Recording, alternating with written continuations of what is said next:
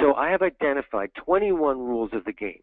In my 25 years of being an executive career coach, I've distilled down to these 21 rules, which I think are extremely important to understand and to master before you go into a single negotiation. You'll notice here at the top of the slide that it says these are to be used with the employer, not a recruiter. You see, there's a very different dynamic that occurs when you're negotiating with an employer versus with an external recruiter. The employer has every incentive in most cases to pay you less, whereas the external recruiter in most cases has an incentive to get you more. So it's a totally different dynamic. What you share, what you reveal is very different when you're talking to an employer versus an external recruiter. Now let's get into these 21 rules. I'll read them to you, but I'm also going to make a couple of comments about most of them, and I'll try to move through them rather quickly. So number one, do extensive salary research, preparation, and practice beforehand. I think that stands for itself. Let's move on to number two. Defer salary discussions until an offer seems imminent. This is really worth talking about. Most people get into the salary discussion much, much too early.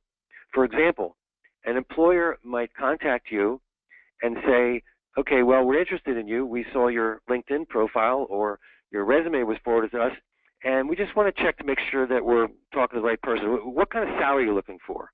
Or what did you earn last year? Or some question like that. These questions are very common. They're also very unfortunate for a million reasons, but you must not fall into the trap of just answering those questions. Just because you're asked the question doesn't mean you have to blurt out an answer. So there are ways to defer and deflect this conversation about money until the right time. Item number 3 says discuss salary only with the ultimate decision maker. This is also a problem because let's say an HR person calls you from some company and within 5 minutes on the telephone they want to ask you what your salary expectations are.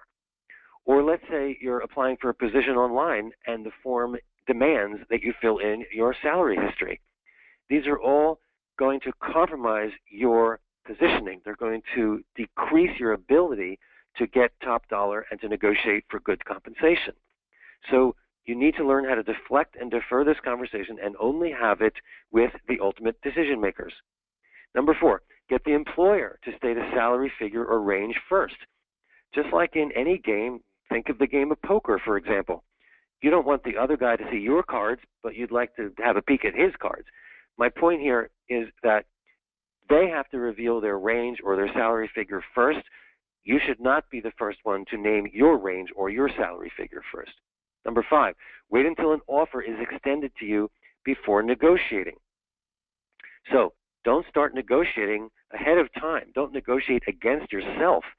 First hear what they have to say about the number they have in mind, and then you begin negotiating.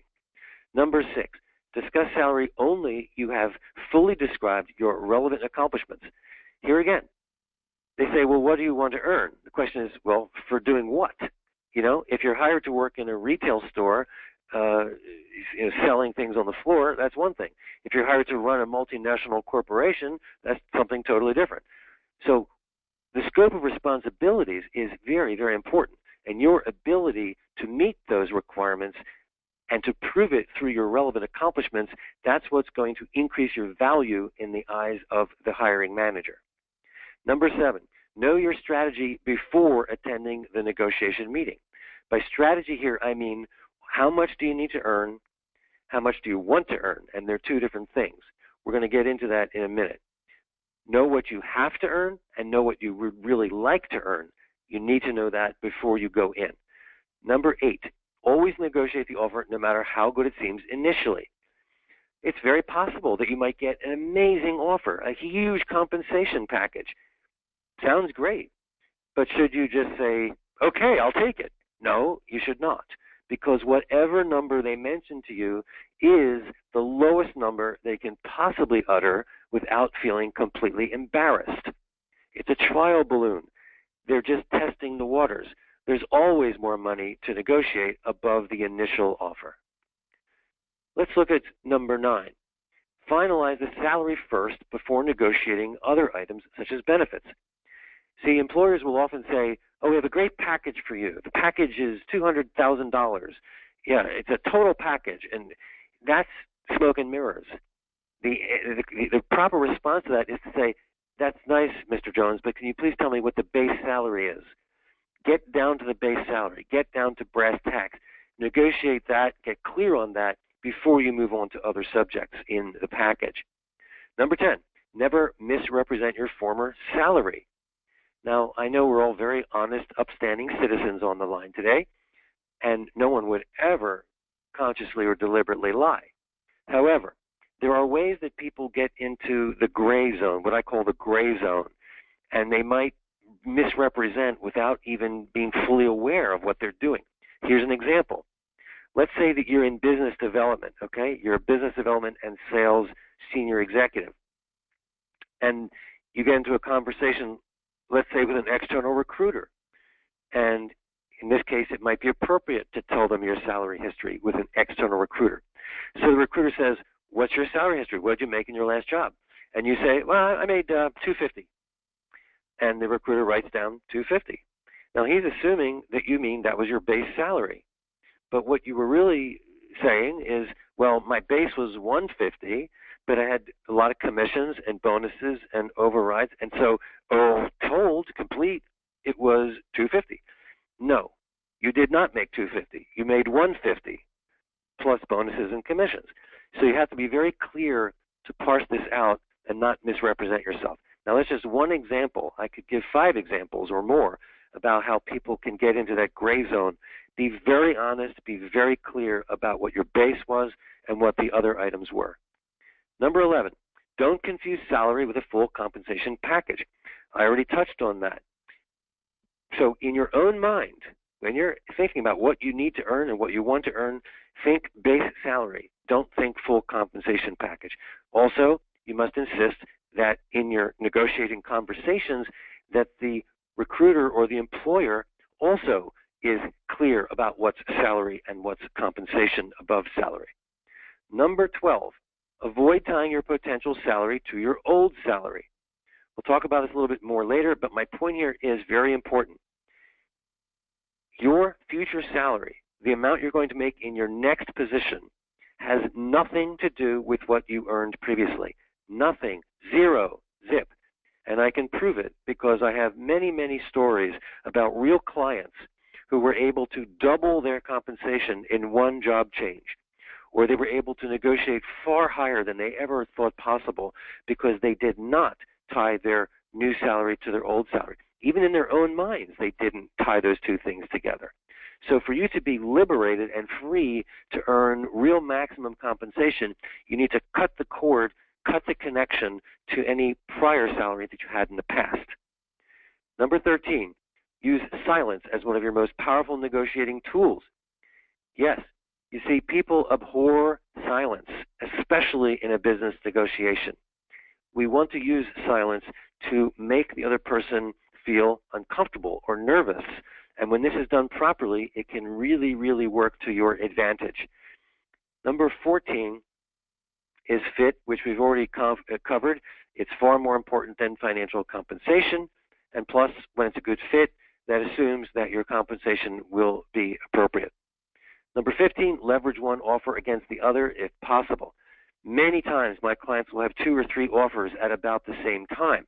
So we do a whole analysis to figure out which job they really want, which one fits best, and then we go out and we use that wonderful opportunity to leverage one offer against the other. You could say, well, Miss Jones, I have this fabulous job offer from another company, and it's 25% higher. But I really am very, very interested in working with you at your company. Is there anything we can do to get me closer to the other compensation offer? So there are ways to do this. It takes some practice, of course, but you can absolutely leverage one offer against others. Number 16, be patient and disciplined throughout the process. As they say, this is a marathon, not a sprint. If you're really going to do this right, you've got to buckle down, get serious, and be very disciplined and patient throughout this process. Number 17, you don't get what you deserve, you get what you negotiate for. My point here is that sometimes my clients, executive level people, will look at somebody else who works in their company and they might find out what they're earning and say, well, why are they making more? I'm just as qualified as they are. And the answer is because they negotiated better than you did. So you don't get what you deserve, you get what you negotiate for. Number 18, never, never accept or reject an offer on the spot. Do a thorough analysis. Take the information home, think about it, analyze it, compare it against your other opportunities. I don't care what they offer you. No matter how great the number sounds, never just jump on it and say, great, I'll take it. Because when you drive home from that interview, you're going to think of at least 10 questions that you should have asked or things that you should have brought up that you didn't have the presence of mind to do during the interview. Everybody understands that you're going to take some time to think about it. Number 19, you can only win a negotiation if you're willing to walk away. This is true whether you're buying a car or a house, and it's also true in negotiating your professional compensation. You see, if the employer gets the slightest sense that you are desperate or that you need this job or that you have no other opportunities or anything like that, if they get the sense that you're not willing to walk away, then you're sunk before you even begin. They have to get the clear message, either directly or indirectly, that you are willing to walk away if you don't get the compensation that you deserve.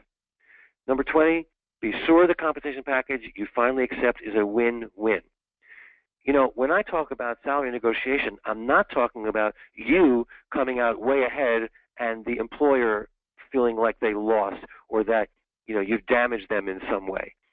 I want them to feel good about the competition, not bad. I want them to feel like both parties win. Yes, they can feel that you negotiated very tough and hard, but you were fair. Yes, you can be shrewd and savvy, but they should respect you for it and not hate you for it. You never want to come into a new job with bad blood.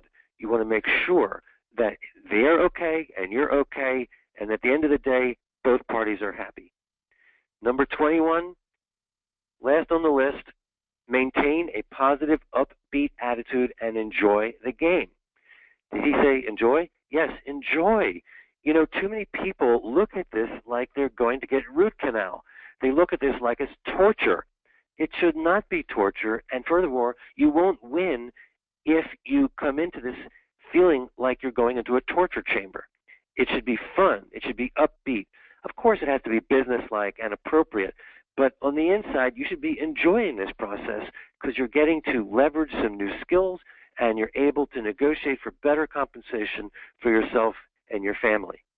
Learn the rules, practice, practice, practice, and then move forward to win the game.